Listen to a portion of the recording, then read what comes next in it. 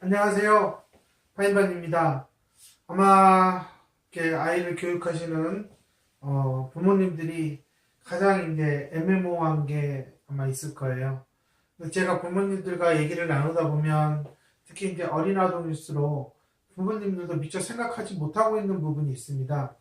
그게 바로 이제 과연 내 아이가 혼자 스스로 할 수 있는 거냐? 혼자 스스로 할 수 있는 거냐, 아니면 아이가 혼자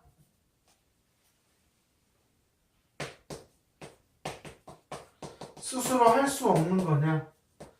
이런 것들은 대체적으로 이제 이분법적인 사고를 가지면 아무래도 부모님들이 스스로 뭔가 해내는 게 있으면 이건 할 수 있다. 그리고 이거는 아이가 전혀 하려고 하지도 않고 그런 거 할 때마다 어려움을 나타내더라.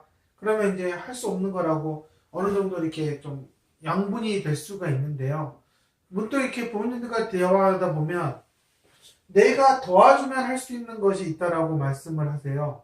그럼 과연 이거를 아이가 혼자 스스로 할 수 있는 거라고 할 수 있느냐, 아니면 그럼에도 내가 도와줬기 때문에 내가 혼자 스스로 할 수 없는 거라고 봐야 되느냐라는 거죠. 사실 내가 도와주면 할 수 있는 거라는 것은 뭔가 부모가 힌트를 준다거나 앞에서 뭔가 방법적인 부분을 다시 모델로 시연을 해준다든지 어떤 여러 가지 형태로 아이한테 이 행동이 필요하다라는 단서를 제공해줬다라는 거거든요. 근데 과연 이제 이것을 아이가 인지적으로 제대로 이해해서 이것을 따라할 수 있는 거냐, 아니면 이 아이가 인지적으로 할 수 없는데 이렇게 부모의 눈치를 보면서 이거요, 저거요, 뭐 이러면서 맞춰서 했느냐라는 거죠. 사실 부모님들 생각에는 어쨌든 내가 도와줬으니까 얘가 이해하고 했겠지라는 생각을 참 많이 하시죠.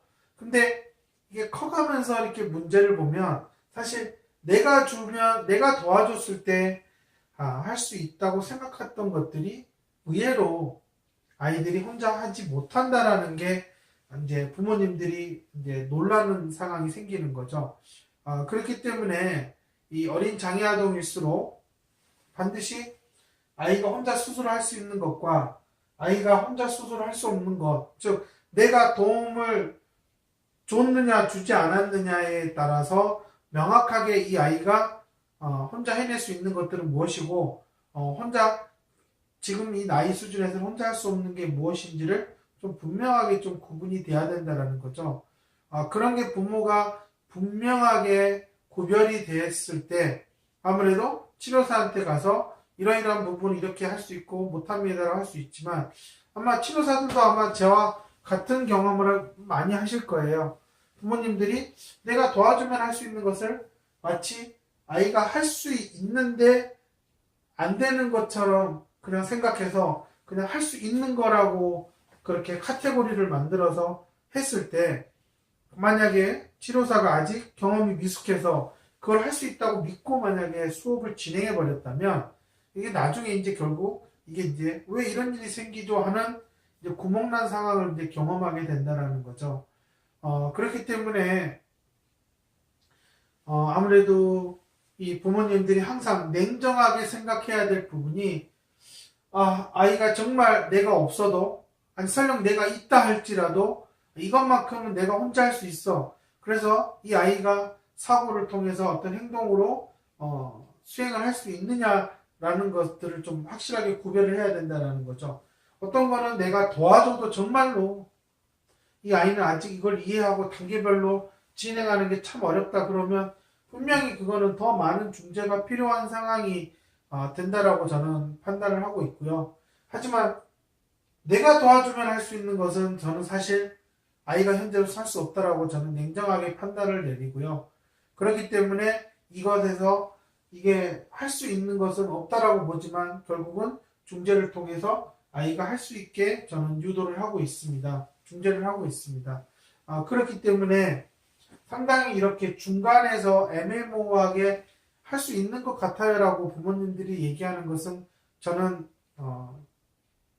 아니다라고 저는 말씀을 드리고요. 그렇기 때문에 이렇게 할 수 있다 그러면 반드시 중재자라면 이 아이가 과연 할 수 있는데 뭔가 어느 한 부분에서 문제가 있는 건지 아니면 많은 부분들에서 되지 않는데 이렇게 자극을 줘야지만이 어떤 힌트를 줘야지만이 그것을 연결해서 할 수 있는 정도까지만 있는 것인지 많이 좀 고민해보고 분석해볼 필요가 있는 것 같아요.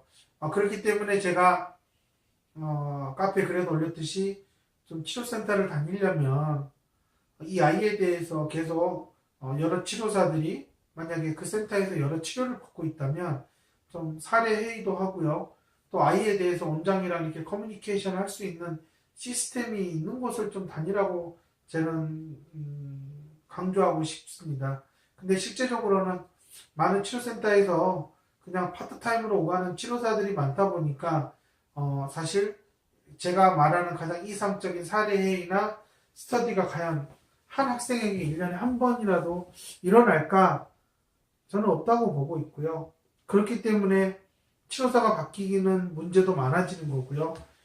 저는 그런 면에서 봤을 때 아마 많은 부분이 특히 인지적인 능력을 고려했을 때에는 이렇게 아이가 혼자 수술할 수 있는 것, 아이가 혼자 수술할 수 없는 것, 근데 뭐 부모나 치료사가 도와주면 할 수 있다고 생각하는 것, 이런 것들이 상당히 혼재해져서 이게 구분이 잘 되지 않기 때문에 아이 또한 내가 무엇을 잘하는지 모르고 내가 이걸 할 수 있는지도 모르고요. 이걸 하기 위한 어떤 능력을 갖추고 있는데 안 썼는지도 모르는, 그래서 부모와 치료사와 아이가 모두 다 혼란에 빠지고 도대체 뭐부터 해야 될지 모르는 그러한 멘붕 상태에 빠지는 게 아닌가라고 저는 생각이 듭니다. 아마 이 강의를 보고 계신 부모님들 중에 아하, 아차, 내가 이걸 놓쳤구나 라고 생각하는 부모님들이 분명히 있을 거라고 저는 생각이 들고요. 그렇기 때문에 저는 빨리 더 늦기 전에 이런 것들을 좀 구분해서 다니고 있는 치료센터에 있는 선생님과 좀 파악을 해서 이러이러한 부분 어떻게 연결했으면 좋겠는지, 저는 이제 이런 부분들을 좀 심도 있게 치료사와 시간을 가지고 대화를 나눌 필요가 있다라고 저는 생각이 듭니다. 이게 FI에서는 어쨌든 아이가 과제를 수행해 나가는 과정에서의 어떤 변화라든지 이 아이가 어떤 부분에서 좀 두드러진 능력이 나타나고 있는지는 도구지를 보면 알 수가 있습니다. 하지만 기존의 인지치료에서 사용하는 그런 워크북은 그게 어떤 것인지 그 변화를 보고 예측하기가 어렵기 때문에 사실 뭐 뛰어난 치료사라 할지라도 과연 아이에게 인지적인 능력이 어느 정도 향상되고 있는지를 예측하기가 참 어려운 현실이에요. 그렇기 때문에 빨리 치료사들이 FI를 배웠으면 하는 바람이고요. 이런 것들 그냥 할 수 있느냐 없느냐가 아니라 그걸 할 수 있느냐 없느냐는 결국 아이의 인지적인 기능과 밀접한 관계가 있습니다. 그렇기 때문에 저는 점점점 학교를 입학하기 전에 이 아이들이 정말 생각이라는 것을 통해서 자신에게 닥친 어떤 시련과 한계를 하나하나씩 이렇게 좀 극복해 나가는 경험이 필요하다라고 저는 생각을 하고 있고요. 아마 학교에 지금 저학년 1, 2, 3학년을 다니고 있는 부모님들이 느끼는 어려움이 아무래도 점점 학교의 난이도는 수업의 난이도는 올라가는데 미처 내 아이가 따라가지 못하는 것에 대한 두려움, 그런 것들에 대해서 참 많은 고민이 있으실 거예요. 그렇기 때문에 지금 더 많은 생각을 해야 될 부분이 내 아이가 진짜 어떠한 도움도 없이 해낼 수 있는 것은 점점점 더 혼자 스스로 할 수 있게 해줘야 되고요. 내 아이가 미처 그러한 영역에서 인지적인 기능을 사용하는 경험을 배우지 못했거나 경험이 부족했다면 그러한 부분의 경험을 할 수 있도록 지속적으로 중재를 받을 수 있는 기회를 제공해 줘야 되고요. 내가 도와주거나 치료사가 도와줬을 때 할 수 있는 것처럼 보여지거나 느껴지는 것은 정말 냉정하게 한번 우리가 따져볼 필요가 있다라는 겁니다. 그러한 점들에서 이게 불분명한 이 부분을 빨리 해소를 해야지만이 사실 부모님들도 아이를 집에서 무엇을 도와줘야 될지 분명하게 선을 그을 수가 있죠. 맹목적으로 아이가 조금만 힘들어도 도와주다 보면 아이가 초등학교 5, 6학년, 중학교 1, 2학년만 돼도 상당히 의존적인 학습자가 되어서 엄마와 아빠에서 떨어지지 않으려고 하는 그러한 문제가 발생할 수 있습니다. 그렇기 때문에 성인이 되어서도 독립적인 어떤 학습자로서 삶을 살도록 하기 위해서는 초등학교 입학을 하는 순간부터는 아이가 스스로 그 시련을 극복해 나갈 수 있도록 도와줘야 된다는 게 제 관점이고요. 그렇기 때문에 그 시련에서 부모가 공감을 해주고 할 수 있지만 그 시련을 이겨내는 것은 아이가 도전하고 또 방법을 배워서 얼마든지 극복할 수 있다라고 생각을 해야 되는 겁니다. 그러기 위해서라도 부모님들이 빨리 이러한 구분을 잘 하셔서 내 아이가 성장하는데 혹시나 부모로서 놓치고 있는 부분이 있는지 잘 생각을 해보시면 어떨까라고 저는 생각이 들고요.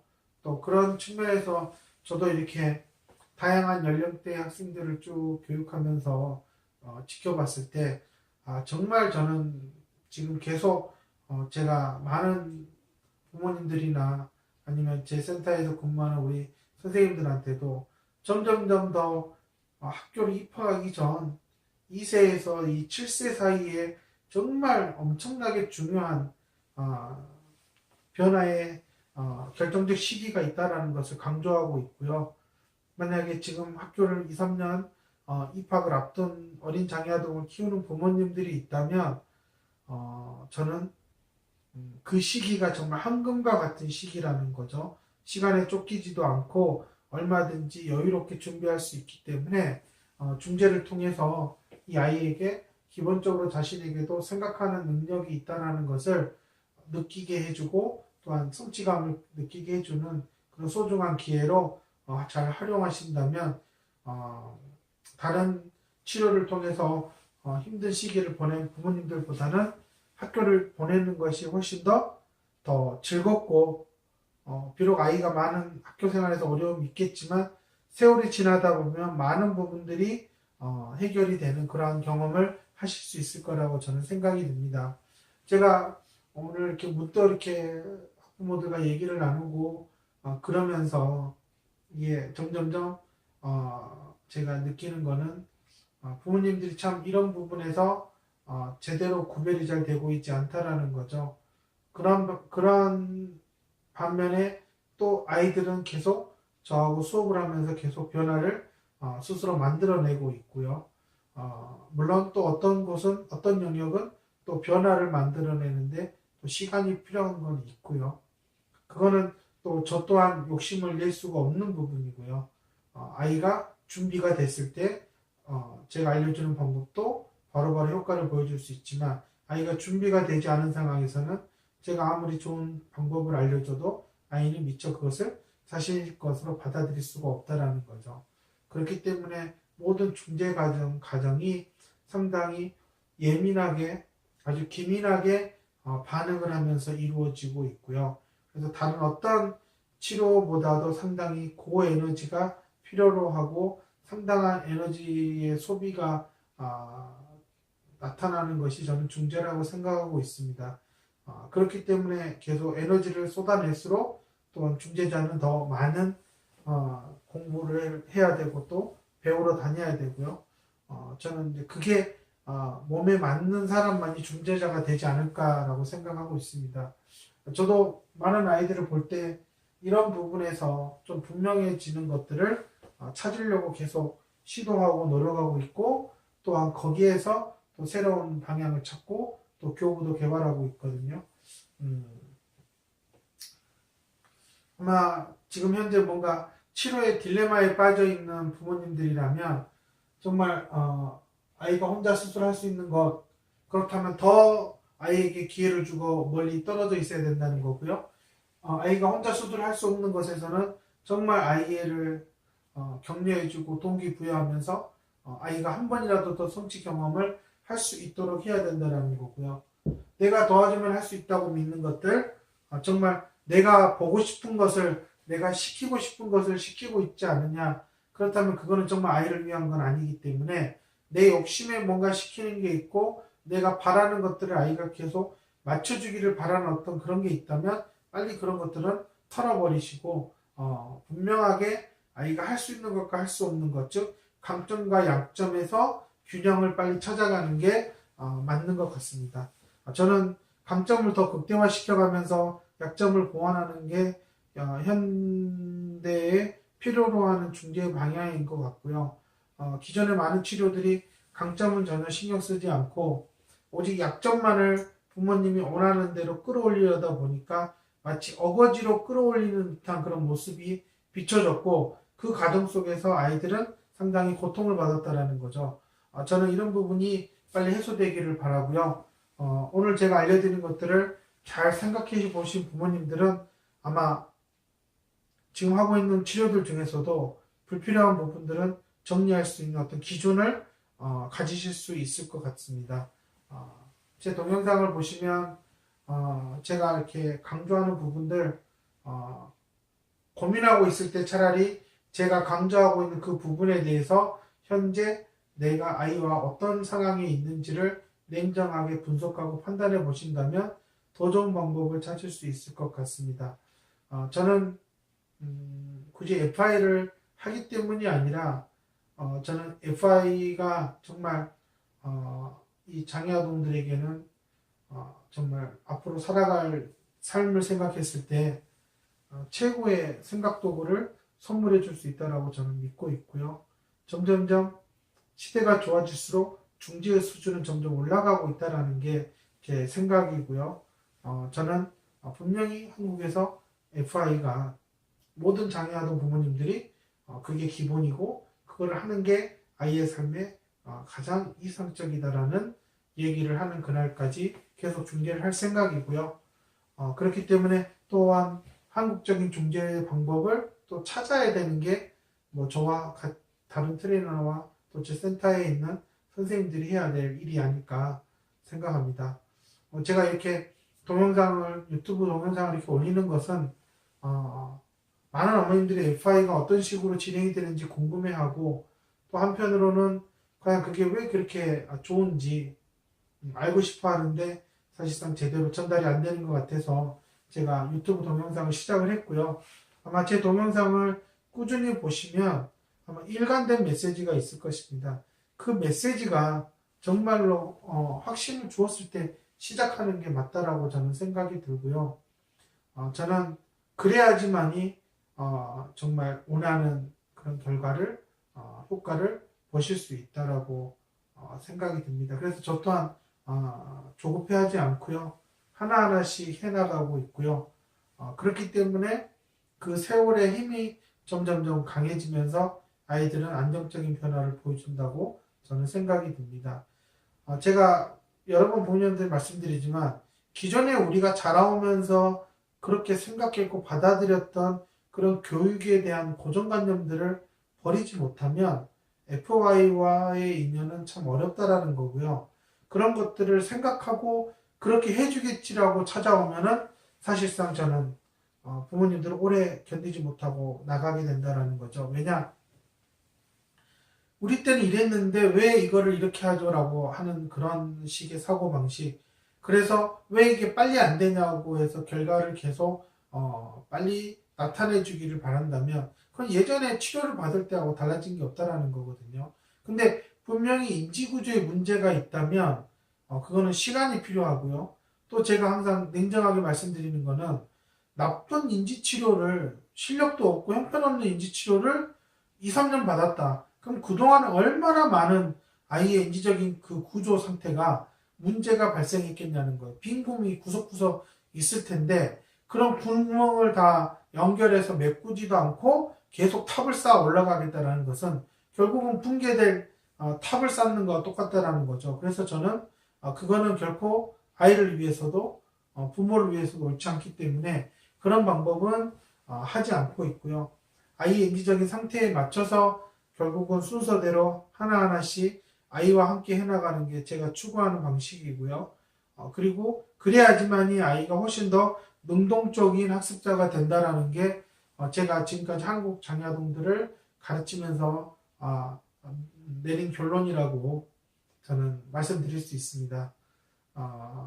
제 강의를 계속 이렇게 들어보시면서 정말로 내 아이에게 이런 중재를 경험하고 싶다면 근처에 센터에 혹시나 이렇게 저와 같은 생각을 가지고 있거나 어떤 저한테 배워서 이런 중재 철학을 따르고 있는 선생님이 있다면 얼마든지 그 선생님하고 중재자하고 시작하셔도 저는 괜찮다라고 말씀을 드리고 싶습니다.